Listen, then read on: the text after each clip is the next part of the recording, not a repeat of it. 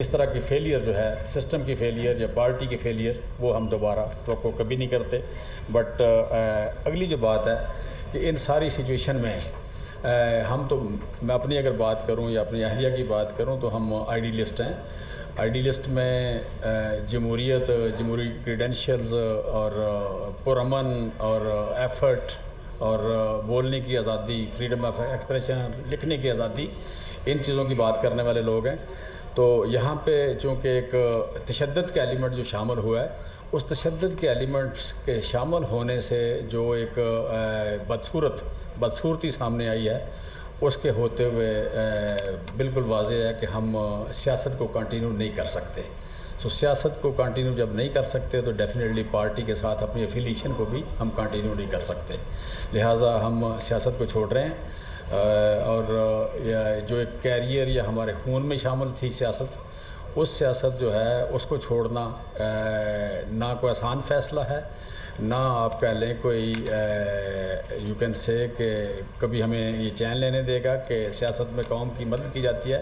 But not at the cost of armed forces, not at the cost of ان لوگوں کے جو اس ملک کی حفاظت کرتے ہیں، جنہوں نے اس ملک کی سالمیت کو، ملٹی لنگول یہ کنٹری ہے، ملٹی کلچرل کنٹری ہے، اور ہوسٹائل یو کین سے کہ اس کے جو نیبرس ہیں یا خطہ جو ہے بڑا انسیکور ہے پولیٹیکلی. تو اس خطے میں جن لوگوں نے آج تک اس ملک کی سالمیت کو انشور کیا ہے، ان لوگوں کے اگینسٹ کو نیریٹو بنے، یہ ڈیفینیٹلی قابل قبول نہیں ہے. اور جب یہ صورتحال بنی ہے تو میں سمجھتا ہوں کہ بننے دی گئی ہے یا ہم اس کو روک نہیں سکے، تو ہم اس کو اپنے آپ کو بھی اس میں ذمہ دار سمجھتے ہیں. جسے کہتے ہیں ذمہ داری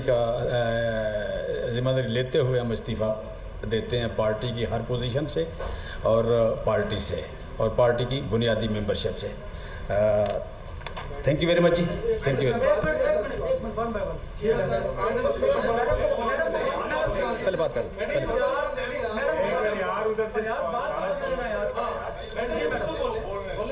جی بسم اللہ الرحمن الرحیم. بہت شکریہ. ایک تو آپ لوگوں کو خاصا انتظار کرنا پڑا.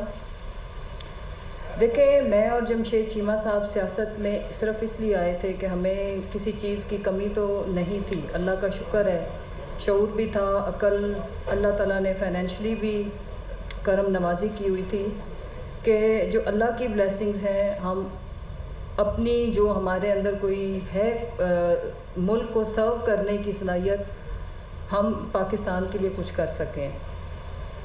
آج باقی جو ساری ڈیٹیلز ہیں چیمہ صاحب نے بتا دی ہیں.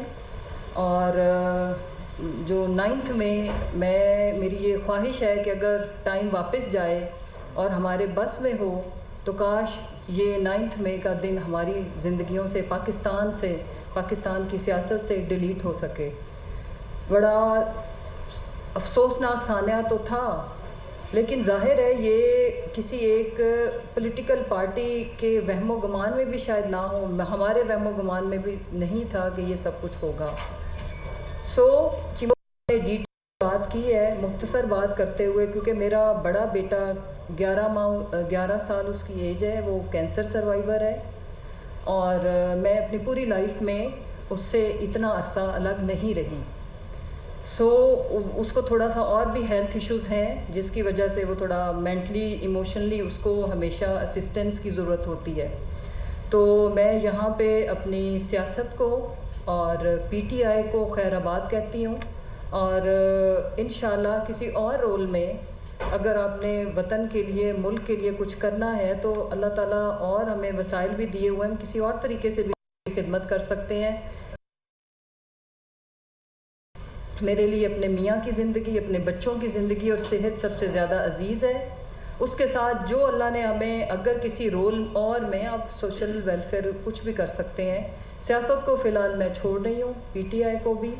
اور 9 مئی کو میری زندگی کا اگر میں یہ کہوں کہ بدقسمت ترین دن، تو وہ غلط نہیں ہوگا. میں نے اور جمشید چیمہ صاحب نے پہلے بھی ویسے فوج کے بارے میں ہم نے کبھی غلط بات نہیں کی.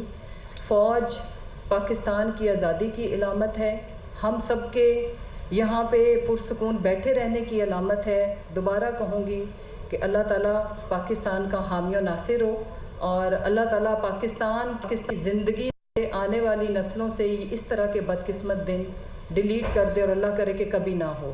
Thank you. جی ma'am, Awais Kayani from 24 news Islamabad news. اچھا، دو چیزیں ہیں. ایک تو یہ ہے کہ آپ بہت آؤٹ اسپوکن تھیں اور ماشاء اللہ ہم آپ کو سنتے بھی تھے. ایک جو جنرل باجوہ کے حوالے سے سب سے جو پہلے جو چیز ضمانت پار کے باہر سے آئی وہ بھی آپ نے بات کی، اس پہ آپ کیا کہیں گی؟ سیکنڈلی ایک آڈیو لیک ہوئی تھی آپ کی عمران خان سے کنورسیشن کے دوران، اس پہ آپ کیا کہہ رہی تھی؟ کس سے آپ بات کرنے کی کوشش کروا رہی تھی؟ جو میسج عمران خان سے جو لے جا رہا ہے، کیا وہ اعظم سواتی تھے یا کوئی اور تھا؟ کیونکہ اس